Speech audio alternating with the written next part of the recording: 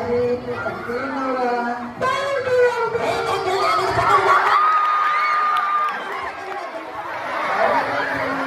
మీరు బాగున్నారు. అసలు ఎక్కడి నుంచి వచ్చారు మీరు?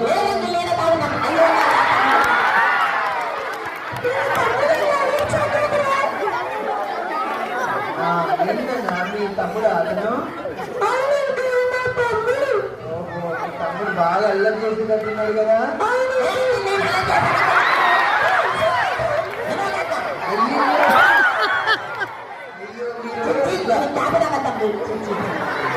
మీరు అల్లరి చేయొద్దు, మా పిల్లలందరూ నవ్వుతున్నారు.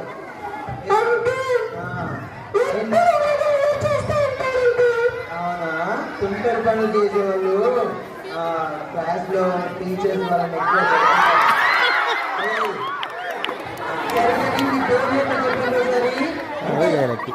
చెప్తున్నాను